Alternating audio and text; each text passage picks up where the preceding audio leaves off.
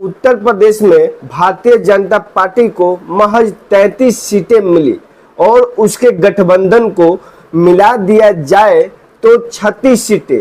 लेकिन ऐसा कैसे हुआ? बार बार रिपोर्ट तैयार कराई गई। 4 जून से लेकर लगातार अलग अलग तरीके की रिपोर्ट पहुंचा रही थी। कभी शहरी इलाकों की रिपोर्ट, कभी ग्रामीण अंचल की रिपोर्ट, कभी वार्ड की रिपोर्ट, कभी मंडल की रिपोर्ट, कभी नगर निगमों से तो कभी सेक्टरों की रिपोर्ट। इतनी रिपोर्ट भारतीय जनता पार्टी के पास आ गई है। उन सारी रिपोर्टों में एक बात बड़ी कॉमन है। वो क्या कॉमन? यह है कि जहां पर भारतीय जनता पार्टी सिटिंग विधायक थे, जहां पे भारतीय जनता पार्टी को उत्तर प्रदेश सरकार के मंत्री थे, इन लोगों ने चुनाव हरवा दिया। इन्होंने उतना सपोर्ट नहीं किया जितना सपोर्ट उनको करना चाहिए था, क्योंकि विधायक खुद लोकसभा का चुनाव लड़ना चाहते थे। टिकट नहीं मिला तो नाराज हो गए। कई विधायक अपनी बात सुने ना जाने से नाराज थे, इसीलिए उन्होंने मदद नहीं की। ज्यादातर प्रत्याशियों ने यह बात कही है कि लोकल जो जनप्रतिनिधि हैं, जो विधायक हैं, जो ब्लॉक प्रमुख हैं, जो चेयरमैन हैं, इन तमाम लोगों ने बीजेपी का विरोध किया और चुनाव में हार मिली। आप चाहे राघव लखन पाल को देख लीजिए, आप चाहे रविंद्र कुशवाहा को देख लीजिए, चाहे मोहन लाल गजमेर कौशल किशोर को देख लीजिए। तमाम नेताओं ने, कुछ लोगों ने दबी जुबान तो कुछ लोगों ने खुलकर ये बात कह दी है। भारतीय जनता पार्टी के विधायकों ने उनकी मदद नहीं की और अब भारतीय जनता पार्टी ने बड़ी कार्रवाई की तैयारी कर ली है। दोस्तों, इसी 14 जुलाई को लखनऊ में बीजेपी का कार्य समिति की बैठक होने जा रही है, जिसमें ये मंथन होगा कि आखिर हम चुनाव कैसे हारे। मंथन उसमें कई मुद्दों पर होगा, लेकिन सबसे बड़ी बात यह है कि क्या वकाई विधायकों ने चुनाव हरवा दिया है?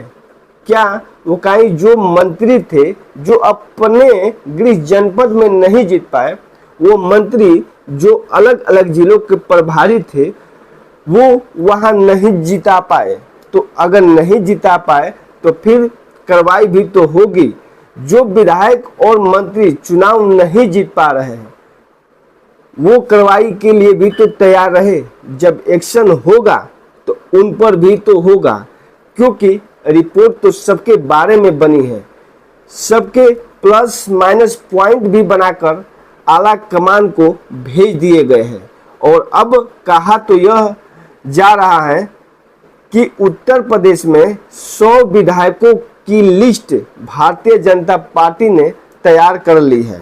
भारतीय जनता पार्टी में जो तमाम ऑब्जर्वर बनाए गए थे, जो लोकसभा चुनाव हारने के बाद यह समीक्षा कर रहे थे अलग अलग सीटों पर जाकर कि आखिरी चुनाव में हार क्यों मिली, उन लोगों ने जो रिपोर्ट दी है उसके मुताबिक अब कहा यह जा रहा है कि उत्तर प्रदेश में 100 से ज्यादा विधायक ऐसे हैं जिनके लिस्ट पर 2027 में खतरा मंडरा रहा है।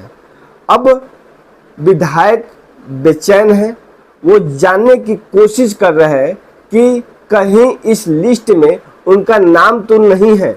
और कहा तो यह भी जा रहा है कि 14 जुलाई के बाद उत्तर प्रदेश में भाजपा का संगठन नीचे से लेकर ऊपर तक, टॉप टू बॉटम चेंज हो जाएगा। प्रदेश अध्यक्ष बदल जाएंगे, प्रदेश के कई जिलों में जिला अध्यक्ष बदल जाएंगे, कई मोर्चों के जो अध्यक्ष बने हैं वो बदल जाएंगे। इसके साथ उत्तर प्रदेश सरकार के स्तर भी कई बदलाव होंगे। कई मंत्रियों की छुट्टी हो सकती है, कई नए चेहरों को मंत्री बनने का मौका भी मिल सकता है।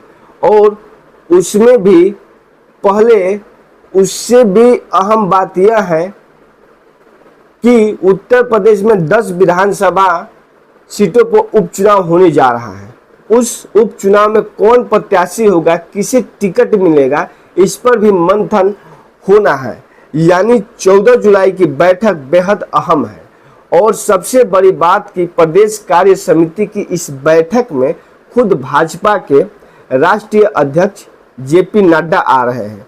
जेपी नड्डा भी पदाधिकारियों से बातचीत करेंगे, मुलाकात करेंगे और कई हारे हुए प्रत्याशियों से भी मुलाकात करेंगे।